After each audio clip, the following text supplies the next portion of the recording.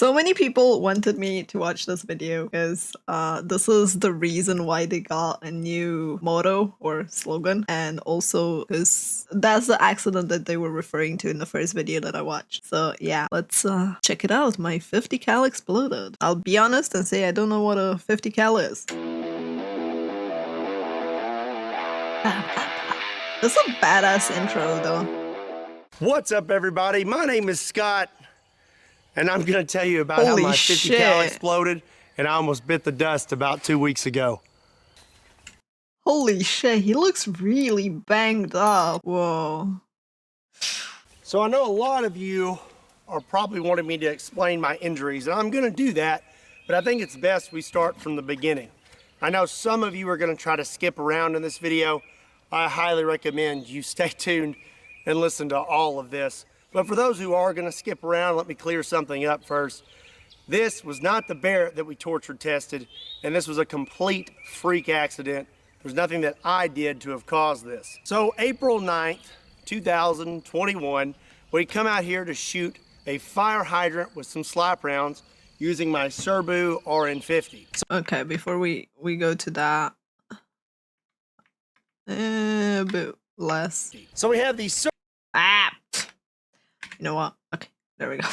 I was trying to find this. Why are there like the edges different, like the tips different, like extremely different? It depends on what it wants to penetrate. The one on the left is a sabot, different bullet effects. Interesting. Yeah, I've never seen like usually gaming wise you kind of see the same type of bullets and cartridges and stuff, so you don't really see these type of variations too much. Even when it tells you on the icon, they don't really realistically give you that bullet smaller so move faster. Yeah, in games you just have the text, it doesn't visually show you this. And yeah, I've never seen like bullets before, like this type of bullets at least. Fire hydrant with some slap rounds using my Serbu RN50. So we have the Serbu RN50 with the 36-inch long heavy barrel, and we're gonna go ahead and go big or go home and start out with this. This is a 50 BMG slap tracer round. Damn. The slap rounds tend to go a little to the right, so I aimed a little to the left, but this one actually hit true to where I was aiming. This is like very satisfying sound, to be fair. Those are really nice sounds. Especially given the woods. You could like hear the silence being broken. I don't know how to explain it. We hit right here, and you can see that thing is smoking. Holy shit. And then we blew right through the back of this thing. Everything was going pretty smooth. We shot the fire hydrant several times, but the slap rounds were acting a little funny. One of the slap rounds hit like 1.5 feet low and to the right. I say we hit it with one more slap round, but this time aim for the thickest part of the fire hydrant and see what happens.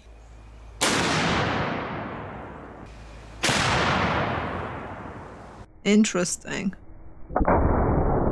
Notice how much larger the muzzle flash is compared to the first slap round. Okay, we're gonna go back now that I've read it.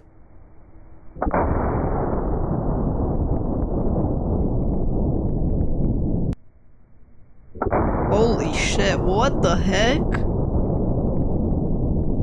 I was so focused on the target that initially I did not notice that when it fired. Holy shit. That was a huge difference. Was functioning normally, as it always has. I've been using this gun for a long time now, and I've never had any issues out of it. So before all this happened, we took one last shot, and it was actually really, really cool. The round was stuck out the back of the fire hydrant. This is a 50 BMG silver red tip armor piercing incendiary tracer. Interesting. So we went through the top of the fire hydrant. Look at that. Oh, damn. Oh my gosh.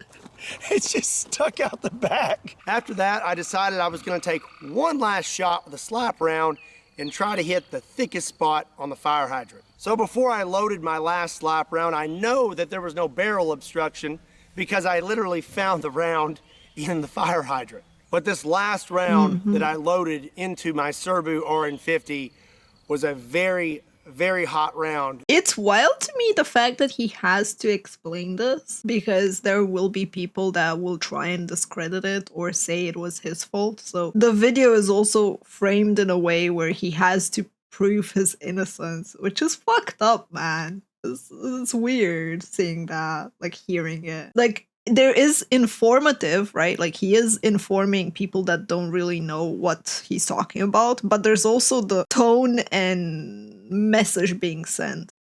Hot means someone overloaded the bullet with too much powder. Thank you for the extra explanation. And I had no idea. And there's really no way for me to have ever known that this round was as hot as it was.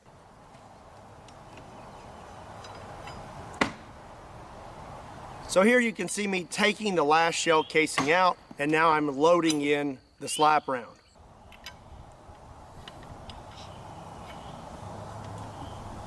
I screw the cap on all the way, and the gun closes completely, and everything is functioning as normal. And one thing is something someone may mention is maybe I didn't screw the cap on all the way. Well, you can clearly see the cap is screwed on all the way, and this gun actually will not close if the cap is not screwed on all the way. So yeah, see, this is what I'm saying. It's like people mentioning things like that, right? And he has to go over the scenarios. Everything was functioning good on the gun. What I didn't know was the slap round that I put inside it was extra hot, and I had no idea. And there's really no way for me to have ever known. These rounds are extremely rare, and they're very old. They're like $100 a piece. These aren't manufactured anymore, and really there's no way you can really know what's happened to them over time as they've passed hand to hand. So basically, those type of rounds that aren't made anymore are a risk, like a shoot at your own risk. They might simply not be something that you should fire anymore. I see. Yeah, it's kind of like expired. In a bad non-gun way, it's like expired. Oh, someone might have messed with it because it was expired. I see. Tampered. I was under the impression that these were genuine military surplus rounds and hadn't been tampered with. So now I'm gonna actually show you what happened. It's not graphic. All the graphic stuff happened after the fact, and I'm going to tell you all about that, but I am going to show you what happened just so you can see what happened to me that day.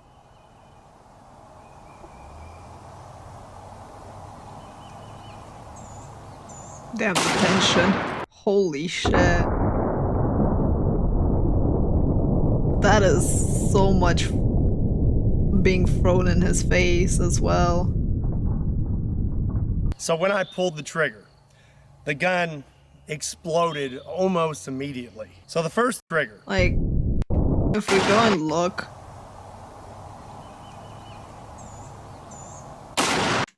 It's like, just look at the amount being thrown. If you go frame by frame, which is apparently taking a bit.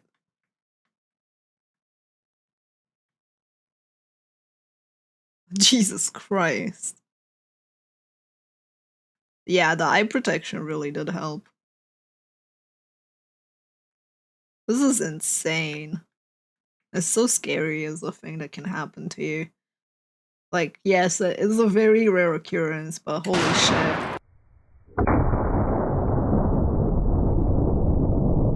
The whole, like, look where the rifle is as well, right? Because we've been focusing on watching where how he's reacting. Look at the freaking rifle over here.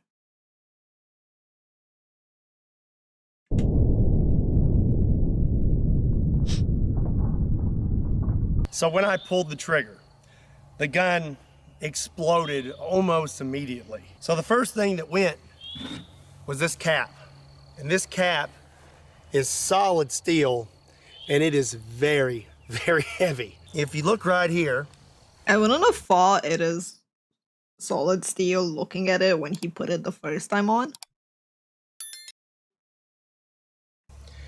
the threads are sheared off of this gun Holy completely. shit.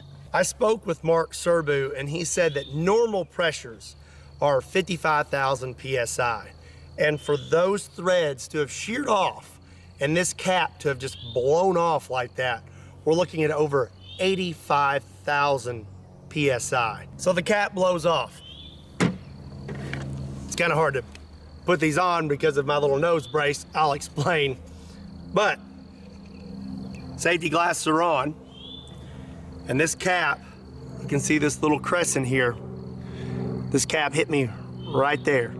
I'm not really sure which way, probably more like this, but it struck me in the face.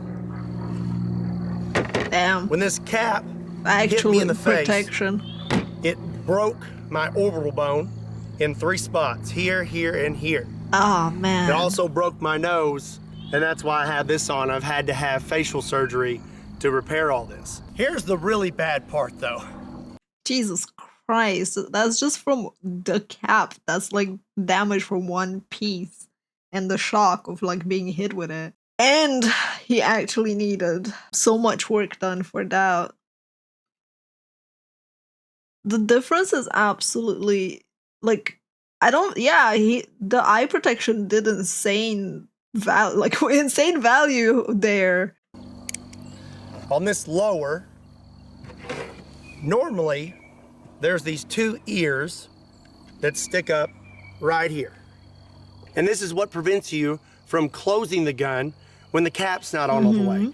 If the cap is on all the way, it will fit perfectly right here with those ears pushed up against it. When the cap blew off the gun, it came straight back, shearing those ears off the lower.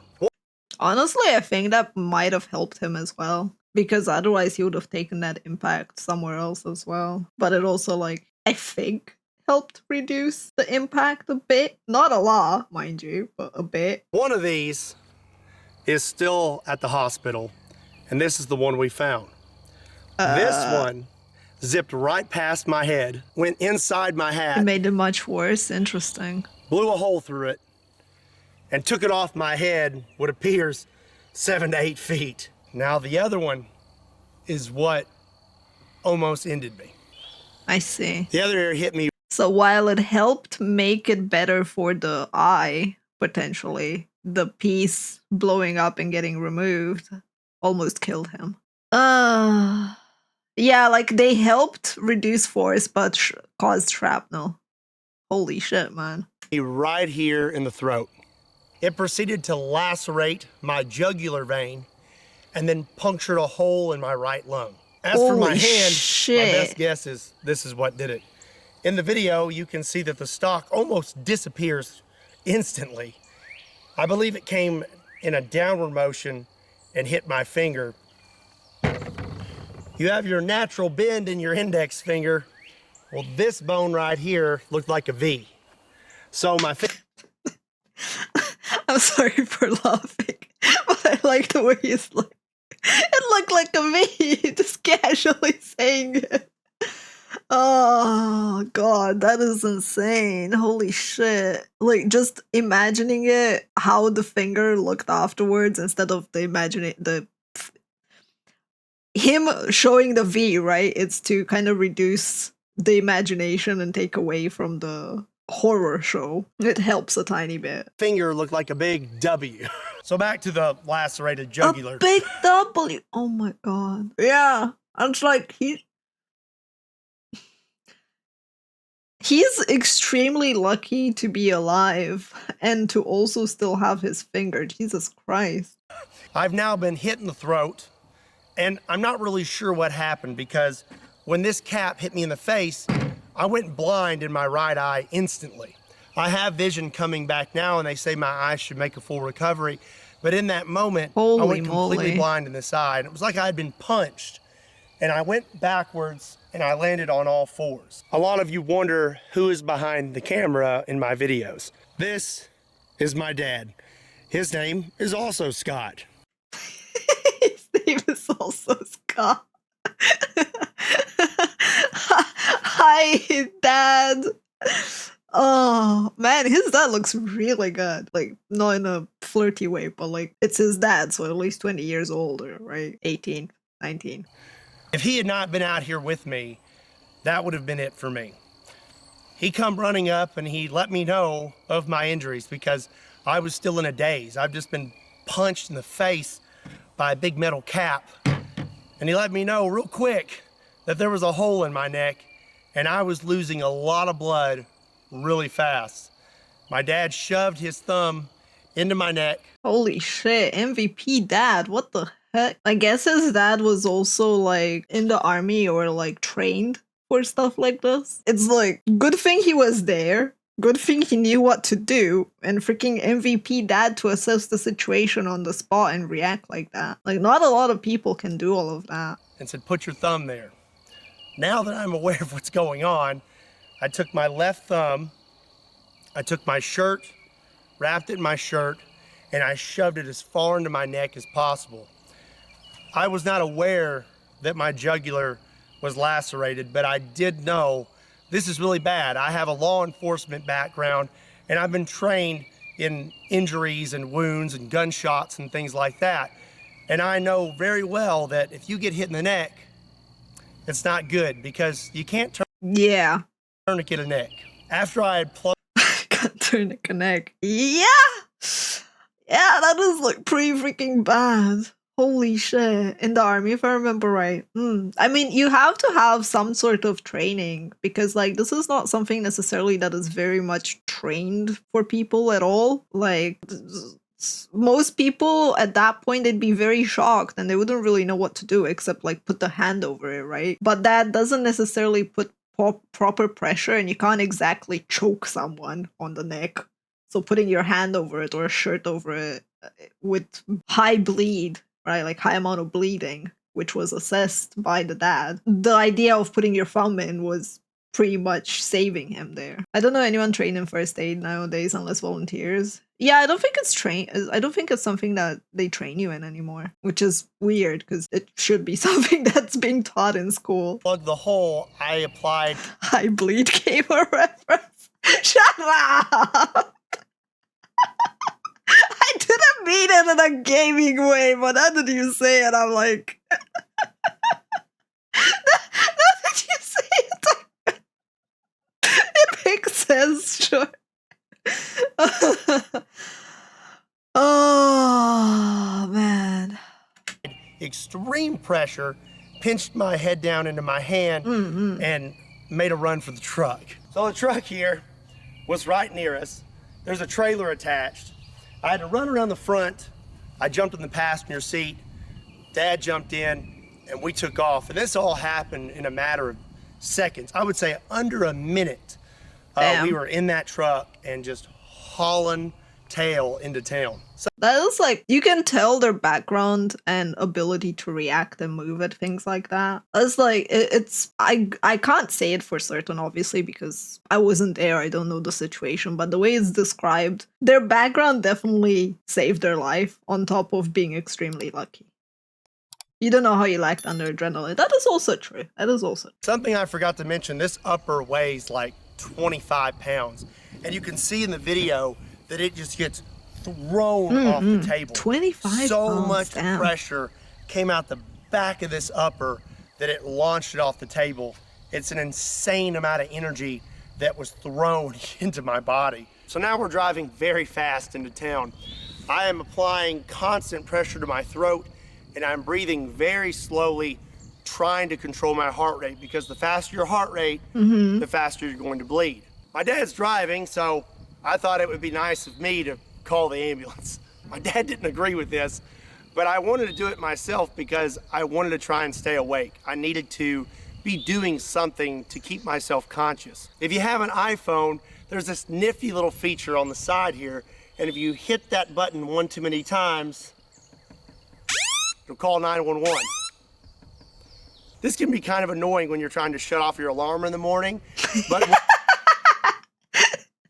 You know, even in the middle of explaining probably one of the worst things that happened to him and something that almost killed him, the guy is still funny. His fucking humor, man. I love it. I love it so much.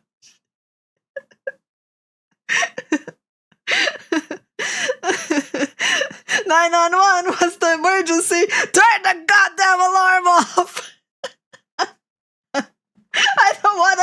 up yet. Oh. But yeah, I can understand his dad not wanting him to speak, you know? Oh. When there's a lot of bodily fluids on your phone and you can't open it, it comes in really handy. I got on the phone with 911 and I let them know what had happened and that we were coming into town and they were going to send an ambulance to meet us halfway. There were several times where I thought I was going to pass out. And I knew if I passed out that was going to be it, because my dad's driving. If I pass out, who's going to keep applying pressure to my neck to keep me from bleeding out? Times like this, you really need something to focus on, and I focused on my kids. Damn. I had their faces in my brain, and Dude, I that is just focused brutal. on them, and I fought as hard as I could. I stayed conscious the entire time. We met the ambulance halfway. It's like, can you imagine that? It is extremely brutal to have, like, think about all the things you're leaving behind and to, like, try really hard to grasp onto that reality, right? To just hold onto your consciousness, especially when you're losing blood, because it is definitely not easy. And having to control your heart rate while spiraling into thinking you're gonna die. It's like, this man, like, his training honestly saved him. His ability to push through that shit. They got me loaded up and we took off towards the hospital. And like I said, I know that I was in a bad spot. And I don't know if you know this, but if your jugular is completely severed, you have 30 seconds. I knew that being hit in the throat, I may not have much time, but the closer we got to the hospital, the more my confidence built, and I thought, hey, maybe I'm gonna be all right. When I was in the ambulance, I asked them to cut my shirt off because I was having trouble breathing and I thought maybe I'd been hit in the chest as well.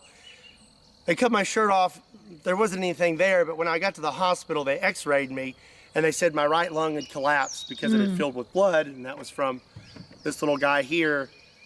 I wonder if the fact that his lung collapse actually helped him, because he couldn't really breathe. Like, he couldn't exactly breathe very fast or, like, properly pump blood, right? I don't know if it's better or worse, to be fair. I'm not trained in this, so, like... breathing is good for the living. Really? Oh, one lung means less oxygen. Yeah, but, like, I wonder, would it be better to have less oxygen there, or is it making it worse because of the fact that you're having trouble breathing, so your body is starting to struggle and panic about that too? The heart would try and get more blood flow to get more oxygen. Yeah, I'm like curious, because in such situations, like, it's pretty rough. Puncturing my lung as well. So from there, they had to intubate me. Yeah, my question is exactly what you said, Wolverine. Would your heart beat faster with one lung? While I was wide awake, and I tell you, that is not fun. Take this long metal rod with a point on it, and they stick it through your rib cage, and it wasn't fun. I like how he wheezed at that. He's like, how do I explain this one to you guys? Yeah, we can imagine. That wheeze kind of said it all for me. After that, I was feeling a little better. I could breathe a little better. And then they wanted me to take my thumb out of my neck, and I was like, we're not taking my thumb out of my neck. You just wrap it up with some tape. It's staying there. But they told me I had to take my thumb out of my neck. So they had a bunch of gauze and packing, and as soon as I pulled it out, they packed my throat. When I pulled my thumb out, that's when I saw my finger, and they said that I audibly said, oh, that's not good, because my... Oh my god.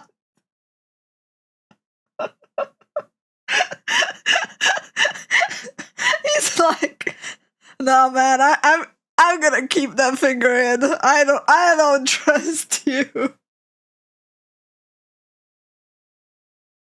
My finger looked like a big W. He's describing it as funny, but it's also traumatic, man. So that's not good. Finger zigzagging, like, yeah, that's not good. I can just imagine the people there going like, He needs help right now. Oh, he lost too much blood. They informed me after that they were going to have to life flight me to Vanderbilt Hospital in Nashville, Tennessee. Very, very good hospital with very, very good doctors. Obviously, I'm here making this video. Big shout out to Vanderbilt Hospital.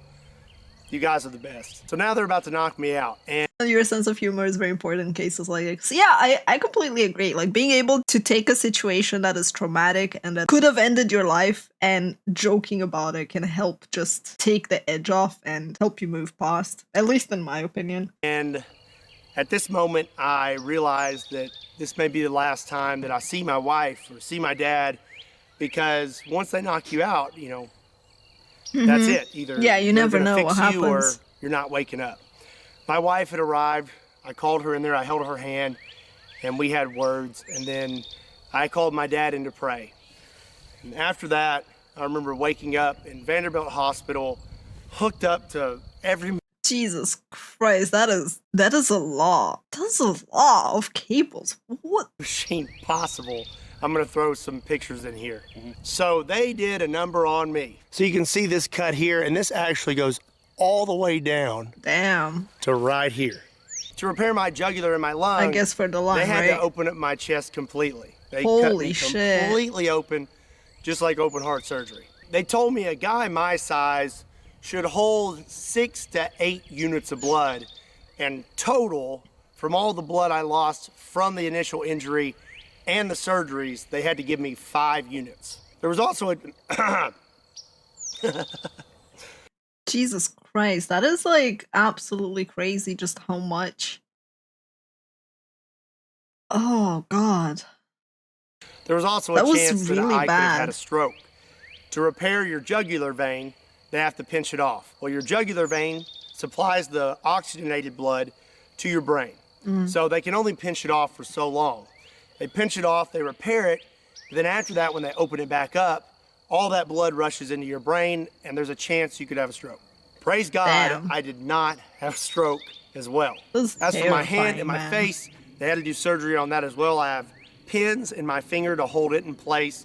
And like I said, they had to repair my orbital bone in 3 spots. As you can see, they cut me here and right here. And they also cut inside my mouth, all the way back here to the front. He was really lucky in a lot of cases, but he also had very good, very, very good doctors. Like the amount of things that they needed to take care of. To be able to get to all of those spots. So I had a breathing tube in, but I still wanted to talk. I wanted to know what had happened to me and what was going to happen. Well, my nurse, Cody, shout out to that guy, best nurse ever, brought me a dry erase board so that I could write and ask questions. I wanted to talk to my wife. Well, he would call her for me, and then I would write out what I wanted to say, and he would say it over the phone for me, and then I could sit there and talk to my wife. Oh, that was like really nice nurse service, honestly, because they're not obligated to do that, but that is really nice, man. Also, I really wanted Best a mellow nurse. yellow. I was craving it so bad. When I was finally unhooked from everything, I remember sitting in my room, and he peeked his head in. He was like, "Can you eat and drink now?" And I said, "Yeah." And he handed me a mellow yellow. Oh, Coolest nurse ever. So for about that is so cool and nice of the guy. What the heck? That's heartwarming that there are people that are still serviceable or like accommodating, right? 2 days, I had tubes coming out of the front of my chest, 1 tube coming out of my right side, and 1 tube coming out from behind my collarbone to drain everything around my lungs. Now to carry this little vacuum pack with me. They removed those really quick. I'm healing extremely fast. They kicked me out of trauma within a few days. This happened on April 9th, which is a Friday. I went home the following Saturday. There is a lot more to this story when it comes to my injuries and everything that I had to do to overcome them. Long story short, I shouldn't be standing here. I should be 6 foot under, and if it wasn't for God, I wouldn't be talking to you right now. So I know there's one big question that you're all wondering. what's going to happen to Kentucky Ballistics, and am I going to keep making videos? And the answer to that is absolutely. I'm not going to quit doing what I love because of a freak accident. There's nothing that can keep me from continuing on. I love what I do, and I appreciate every single one of you. I am healing at a Wolverine rate. I'm like, there's no way this dude with all his passion and all his energy is gonna quit because of that. But honestly, like his dad and his training and even his like wife and kids, right? When he battled consciousness, like they honestly did such a quick assessment of the situation that yeah. I'm healing so fast that really a lot of people have been kind of confused at how fast I'm healing. That's God, he's healing me quick. And I'm gonna keep making videos, and I cannot wait to get back out here.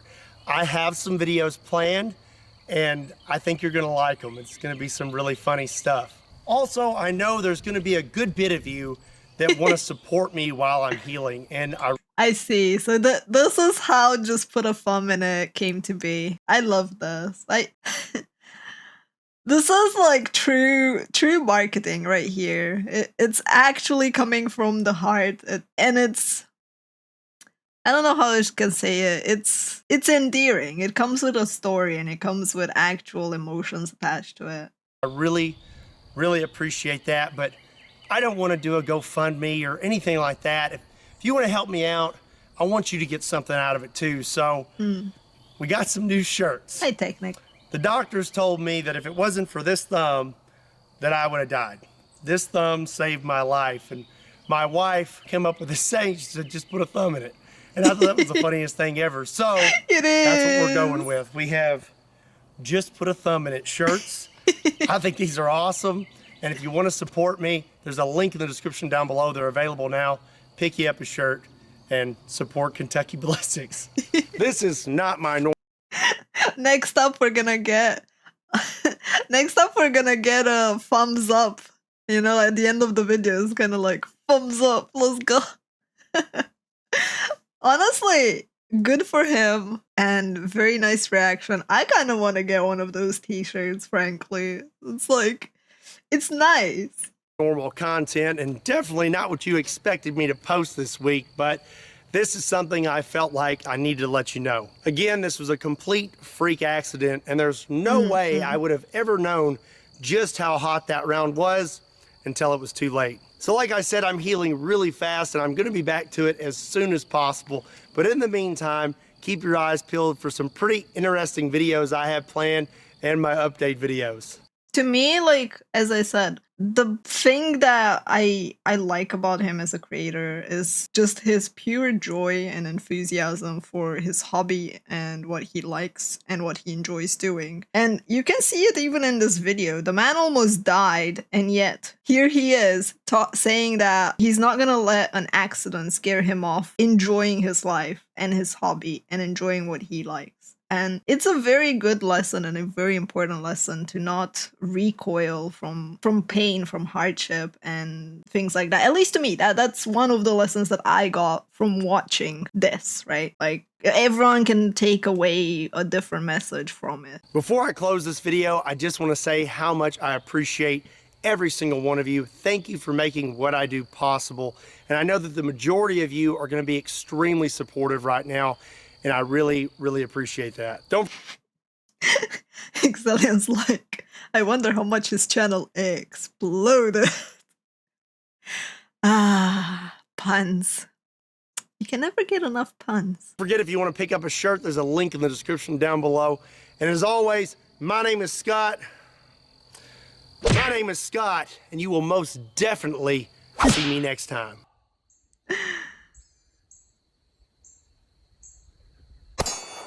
Shoot, steal. Look at his happy face! Just look at it! Also, the sound is really nice. I don't know why that ding is very satisfying. But yeah, look at the fucking smile, man! He is so happy to be back to being able to shoot his gun. It's like, this is true passion. This is like actually passion and what it looks like. And I don't know. These type of people, they make my heart fuzzy. They make me want to watch them. They make me want to support them. They make me want to like be a part of it because it's infectious. This type of passion and love for what they do is infectious. And I highly recommend to anyone really, like, if find something that, like, find people that are passionate about things and be around them. It's infectious. Maybe it's just me. I don't know. Well.